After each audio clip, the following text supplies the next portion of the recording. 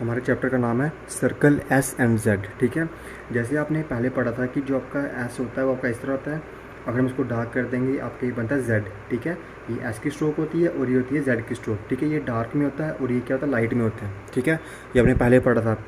ठीक है, बुक में जब हमने पीवीटी पढ़ रहे थे तो हमने पढ़ा था कि आपका इस तरह से एस लिखते हैं और इस तरह से हम लिखते हैं जेड। ठीक है, अब हम एस और जेड को ऐसे नहीं लिखेंगे।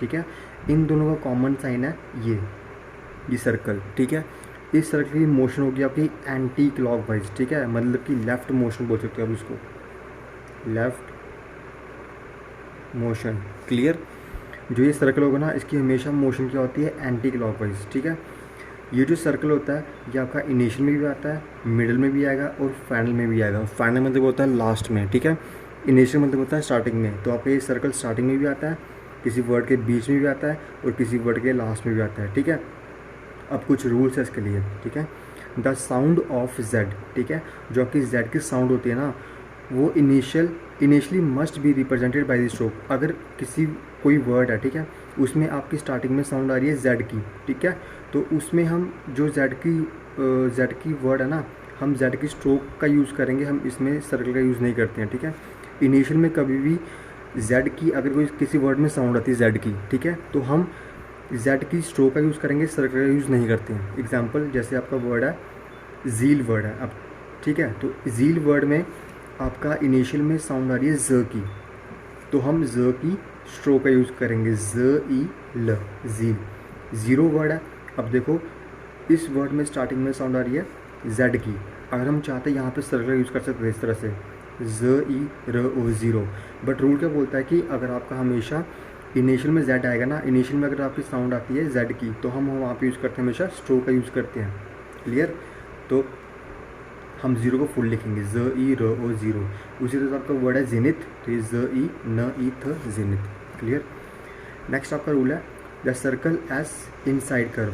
मान लो जैसे आपको पता है कि कर्व स्ट्रोक कौन सी होती है, जैसे आपका ये एम हो गया, एल हो गया, आर हो गया, एफ हो गया, इश हो गई, ये आपकी कर्व स्ट्रोक्स होती हैं। ठीक है, तो कर्व स्ट्रोक में हमेशा जो आपका एस होता है ना, सर्कल एस का या जेड का, ठीक है, जो आपका सर्कल होता है एस का या जेड का वो हमेशा इनसाइड में आता है कर्व स्ट्रोक के। ठीक है, द सर्कल एस और जेड इनसाइड कर्व, ये हमेशा कर्व के कहाँ पे आता है, इनसाइड में आता है। इनसाइड मतलब क्या होता है, जैसे आपका ये एम होता है ना, एम का जो ये अंदर वाला पोर्शन होता है ना हम इसको बोलते हैं इनसाइड और ये आपका होता है आउटसाइड।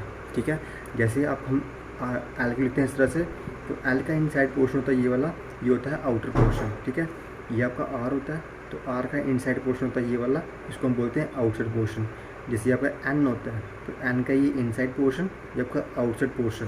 क्लियर, तो हमेशा कर्व स्ट्रोक के ना जो सर्कल होता है वो हमेशा कहाँ पे आता है, इनसाइड वाली साइड में आता है। क्लियर, जैसे आपका वर्ड है सेफ, अब सेफ में जो स होता है ना उसकी जो मोशन होती है वो एंटी क्लॉकवाइज या क्लॉकवाइज नहीं होती है।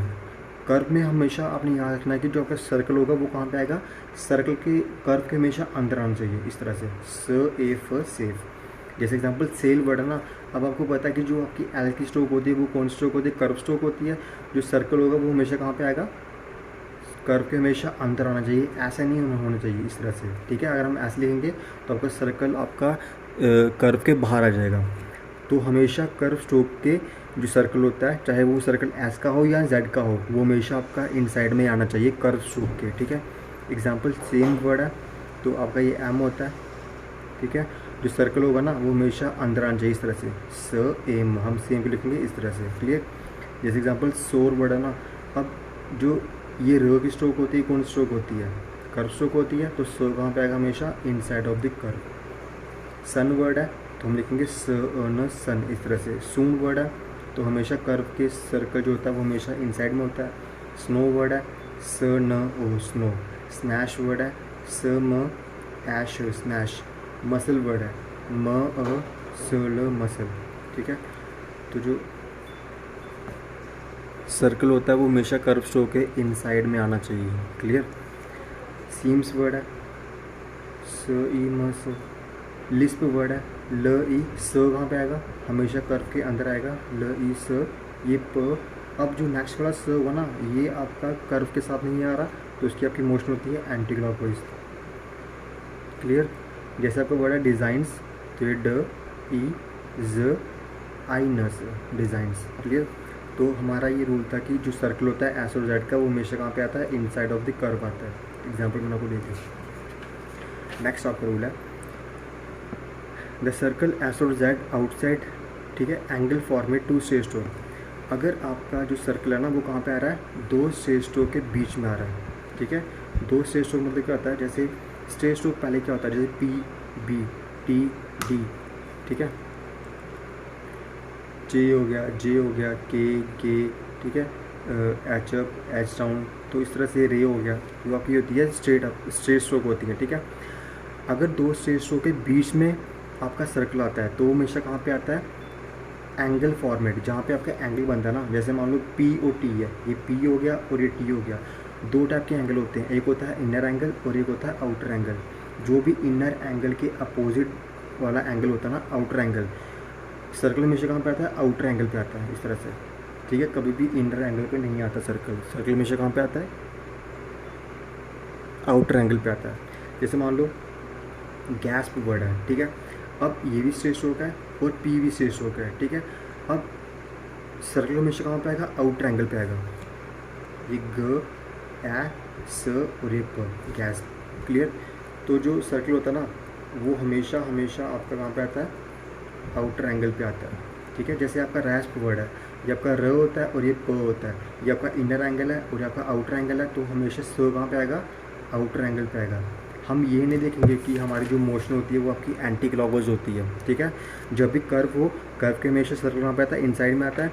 अगर दो स्ट्रेट स्ट्रोक होती है उसके बीच में अगर आपका सर्कल आता है तो वो सर्कल हमेशा कहाँ पे आता है, आउटर एंगल पे आता है। क्लियर।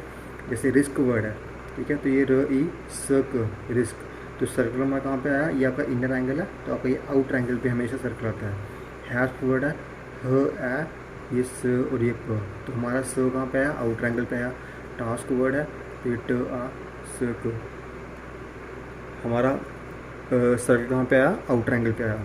बिस्के वर्ड है, तो ये ब ई स क ए, बिस्के, तो हमारा सर्कल कहाँ पे आ रहा है, आउटर एंगल पे आ रहा है। क्लियर। जस्टिस वर्ड है, ज अ स ट ई स, जस्टिस, तो हमारा सर्कल कहाँ पे आया, आउटर एंगल पे आता है। क्लियर। अगर दो स्ट्रेट स्ट्रोक के बीच में अगर आपका सर्कल आता है किसका, एस और जेड का, तो हमेशा सर्कल कहाँ पे आता है, आउटर एंगल पे आता है। क्लियर।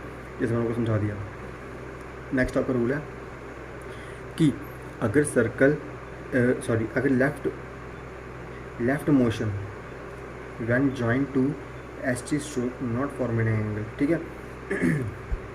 अगर जो स्ट्रेट स्ट्रोक होगी ना वो अगर आपकी एंगल नहीं बनाते हैं, ठीक है, सर्कल एस और जेड मोशन, ठीक है, left motion when join to straight stroke not forming an angle, ठीक है। जो आपका सर्कल होता है ना एस और जेड का, उसकी मोशन क्या होती है, लेफ्ट मोशन होती है। जैसे हमने पहले पढ़ा था कि जो आपकी सर्कल की मोशन होती है वो आपकी एंटी क्लॉकवाइज होती है, उसको लेफ्ट मोशन में होता है। अगर कोई स्ट्रेट स्ट्रोक आपका एंगल नहीं बनाती है, दो स्ट्रेट स्ट्रोक अगर आपका एंगल नहीं बना रहे हैं ना, तो आपकी सर्कल की मोशन होती है left motion. Clear. Not forming an angle कब होती है, जब आपकी कोई स्ट्रोक एंगल नहीं बनाती है। क्लियर। ये स्पेस वर्ड है, इसमें देखो स्ट्रेट स्ट्रोक आ रही है ना, बट इसमें देखो कोई भी एंगल नहीं बन रहा है क्योंकि इसमें सिंगल स्ट्रोक है, ठीक है, तो एंगल कहाँ से बनेगा इसका। तो जो स की मोशन होगी ना वो आपकी एंटी क्लॉकवाइज होगी, ठीक है। जैसे देखो यहाँ पे स की मोशन जो कौन सी हो रही है, एंटी क्लॉकवाइज हो रही है, स प ए और ये स, ठीक है। यहाँ पे इस वाले स की जो मोशन होगी वो भी एंटी क्लॉकवाइज होगी, जो इस वाले स की मोशन होगी वो भी आपकी एंटी क्लॉकवाइज होगी। जैसे एग्जांपल सीड्स वर्ड्स है, देखो इसमें कोई भी आपका एंगल नहीं बन रहा है। एंगल क्यों नहीं बन रहा है, क्योंकि यहाँ पे एक ही स्ट्रोक है, तो एक स्ट्रोक है तो एंगल क्या बनेगा इसका, ठीक है। तो जो स की मोशन होगी ना वो आपकी एंटी क्लॉकवाइज होगी, स ई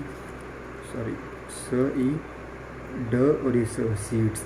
जैसे सोक्स वर्ड है, यहाँ पे एंगल नहीं बन रहा, तो एंगल नहीं बन रहा तो मतलब कि सर्कल की मोशन कौन सी होगी, एंटी क्लॉकवाइज, स ओ क स सोक्स। ये सॉरोज वर्ड है, तो ये स आ र ओ ज सॉरोज, ठीक है। बट अगर कोई अगर आपकी दो स्ट्रेट स्ट्रोक 180 के एंगल बनाती है, ठीक है। जैसे एग्जांपल बस भी वर्ड है ना, बस भी, अब देखो जो एंगल यहाँ पे बन रहा है, यहाँ पे एक मिनट स को भूल जाओ, पीछे का बचा बब्बी बचा, ठीक है, तो ये ब अ, ये ब और ये ई, बब्बी बचा ना। अब देखो जो एंगल यहाँ पे बन रहा है 180 का, वही एंगल आपका यहाँ पे बन रहा है 180 का, तो आप कौन सा इसको आउटर एंगल मानोगे, ठीक है। जब ऐसी कंडीशन आ जाएगी कि जो इनर एंगल है वही आपका आउटर एंगल बने, तो आपने सर्कल एंटी क्लॉकवाइज डायरेक्शन डाल देना, ठीक है। जैसे मान लो टैसिड वर्ड है, ट ए ई ट, टाइट मान लो उसको, ठीक है। स अब देखो जो आपका आउटर एंगल है वही इंटर एंगल सेम बन रहा है, तो हमारा जो सर्कल होगा ना वो हमेशा कहाँ पे आएगा, एंटी क्लॉकवाइज। जो हमारा बेसिक रूल था कि आपकी सर्कल की मोशन आपकी एंटी क्लॉकवाइज होती है, ठीक है। कास्ट वर्ड है तो एक क आ स और एक क। देखो जो आपका इनर एंगल है वही सेम आपका आउटर एंगल बन रहा है 180 का, तो जो स होता है ना वो हमेशा आपका आएगा एंटी क्लॉकवाइज कास्ट। वैसे ही रेजर वर्ड है और वैसे ही आपका वाइजर वर्ड है। अगर आपका एंगल इनर एंगल और आउटर एंगल सेम होता ना तो हमेशा सर्कल की मोशन क्या होती है, एंटी क्लॉकवाइज होती है, जो हमारी एक्चुअल मोशन होती है सर्कल की, ठीक है। नेक्स्ट आपका रूल है, इनिशियल में अगर आपका एस और जेड आता ना, इज़ ऑलवेज रीड फर्स्ट। अगर आपका कोई वर्ड है उसमें आपका इनिशियल में एस और जेड का सर्कल आता है तो हम हमेशा पहले ना सर्कल पढ़ेंगे फिर हम वॉवल पढ़ते हैं, क्लियर। अगर आपका फाइनल में सर्कल आता है एस और जेड का, ऑलवेज रीड लास्ट। अब कहने का मतलब ये है कि अगर आपका सर्कल लास्ट में आता है तो आपने लास्ट में पढ़ना है, अगर आपका इनिशियल में सर्कल आता है ना तो सबसे पहले आपने सर्कल ही पढ़ना होता है, ठीक है। वॉवल से भी पहले आपने सर्कल को पढ़ना होता है, क्लियर। अब इसमें कुछ ग्रामर हो गया, जैसे आपका वर्ड था कम, कम को हम लिखते थे ऐसे के की तरह। अगर कम से हो ना तो ये कम और ये सो लगा देना तो आपका कम से बन जाएगा। जो सो की मोशन होगी वो आपकी एंटी क्लॉकवाइज होगी। जैसे ये पुट होता था आपका ऐसे अक्रॉस द लाइन, अगर पुट्स लिखना होगा तो ये पुट और ये सो, ये पुट्स हो गया, क्लियर, पुट्स। अब अगर सर्कल एस और जेड के आफ्टर में एल आता है, ठीक है, सर्कल एस और जेड के आफ्टर में अगर आपका एल आएगा ना तो आपका ये एल अप भी हो सकता है और ये डाउन भी हो सकता है। अप मतलब क्या होता है, जो नीचे से ऊपर जाए, ठीक है। ये देखो इसकी डायरेक्शन क्या है, डाउन से अप है ना, तो आपका ये होता है एल अप और ये आपका है एल डाउन। एल डाउन क्यों है, क्योंकि ये ऊपर से नीचे आ रहा है, ठीक है। जब भी सर्कल एस और जेड के आफ्टर में एल आता है, ये आपका एल अपवर्ड भी हो सकता है और डाउनवर्ड हो सकता है, ठीक है। ये डिपेंड करता है किसकी, इस सर्कल की मोशन पे, ठीक है। जो आपका एल है ना वो डिपेंड करेगा सर्कल की मोशन पे। एग्जाम्पल कैंसिल वर्ड है ना, हम कैंसिल कैसे लिखेंगे, ये क ये ए क्या, ठीक है। अब ये न ऐसे होता है, ठीक है। अब स कहाँ पे आएगा, हमेशा जो सर्कल होता है वो कहाँ पे आता है, कर्व शो के हमेशा अंदर आता है ना, तो ये स, तो इसी मोशन में आपका ल नीचे आ जाएगा, ठीक है। तो आपका ल किस पे डिपेंड किया, इसकी मोशन पे, सर्कल की मोशन पे डिपेंड किया, ठीक है। मसल वर्ड है, अब देखो ये म ये अ, कर्व स्ट्रोक में हमेशा आपका सर्कल कहाँ पे आता है, इनसाइड ऑफ द कर्व आता है, तो आपका ये अंदर आएगा यहाँ पे स, और जो ल होगा ना वो इसी की मोशन को फॉलो करते हुए ऊपर चले आएगा, ठीक है। तो यहाँ पे आपका एल डाउन था और यहाँ पे आपका एल अप है, क्यों, हमने इस सर्कल की मोशन को फॉलो करना है, क्लियर। जैसे एग्जांपल लूजर वर्ड है, तो ये यहाँ पे लिखता हूँ मैं, ये ल उ ज हमेशा कर्व के अंदर होता है, ज और ये र आपका ऐसा हो जाएगा लूजर। रिफ्यूज़ल वर्ड है, र ई फ यू, ज कहाँ होता है, हमेशा कर्व के इनसाइड होगा और जो ल होगा ना वो इसकी मोशन को फॉलो करते हुए नीचे आ जाएगा, रिफ्यूज़ल, क्लियर। जैसे का वर्ड है वेसल, तो ये व ए स हमेशा कहाँ पे होता है, कर्व के अंदर होता है और ल कहाँ पे आएगा, इसकी मोशन को फॉलो करते हुए ल नीचे आ जाएगा। लेसली वर्ड है, तो आपका ल ए स हमेशा कर्व के इनसाइड में होगा, लेस, और ल इसकी मोशन को फॉलो कर लेगा नेक्स्ट वाला, ठीक है। तो जब भी सर्कल एस और जेड के आफ्टर में आपका एल होता है, ये आपका एल अपवर्ड भी हो सकता है, डाउनवर्ड हो सकता है। ये जो आपका एल होता है ना ये टोटली डिपेंड होता है इस सर्कल की मोशन पे, ठीक है, मोशन को फॉलो करता है ये। आप भी कुछ एक्सेप्शन वर्ड है, ठीक है। एक्सेप्शन वर्ड कौन से हैं, जैसे आपका वर्ड है लेसन और नेल्सन, ठीक है, और आंसर वर्ड है। लेसन को हम अगर ऐसे लिखेंगे, ल ए स हमेशा करके यहाँ पे आता है, इनसाइड में आता है स, और आपका न, लेसन आपका कैसे होगा ना। बट मैंने आपको बोला कि जो सर्कल होता है वो हमेशा कर्व के कहाँ पे होता है, इनसाइड में होता है। बट आप नोटिस कर रहे हो कि यहाँ पे जो स है ना वो एल के तो इनसाइड में है लेकिन वो एन के इनसाइड में नहीं आ पा रहा है, ठीक है। आप देख रहे हो ना यहाँ पे कैसे बन रहा है, इस तरह से बन रहा है। तो सर्कल जो आपका है वो आपका एन के आउटसाइड में आ रहा है, ठीक है। तो अगर हम एल को यहाँ पर डाउन लिखते हैं इस तरह से, ल ए स आपका कर्व के हमेशा अंदर आएगा और यहीं से आपका एन बन जाएगा। अब देखो जो ये सर्कल है ये आपका एल के भी इनसाइड में आ रहा है और एन के भी इनसाइड में आ रहा है, क्लियर। तो अपने लेसन को इस तरह लिखना है, ठीक है। जैसे आपका वर्ड नेल्सन, अगर मैं नेल्सन को ऐसे लिखता हूँ, न ए ल स न, नेल्सन। फिर वही केस हो रहा है, यहाँ पे जो स है वो एल के तो इनसाइड में आ रहा है लेकिन वो एन के इनसाइड में नहीं आ पा रहा, तो इसलिए हम नेल्सन को भी इस तरह लिखेंगे, न ए ल अ सन, नेल्सन, ठीक है। एक आपका वर्ड है आंसर। आंसर में आपका जो आर होता है ना वो आपका अववर्ड होता है, आ न स हमेशा कर्व के अंदर होता है और र आपका अववर्ड वाला आएगा। ये क्यों आएगा, ये आपका रूल आपकी आगे आएगा, ठीक है। अभी मैंने आपको बस फिलहाल बता दिया कि आंसर में आपका जो आर होता है वो अववर्ड होता है। इसके पीछे रीज़न क्या होता है ये आप नेक्स्ट चैप्टर में पढ़ोगे, ठीक है। तो आपने ये 3 word as a exception word के तौर पे याद रखने हैं। क्लियर। तो ये आपका चैप्टर कंप्लीट हो गया यहाँ पे।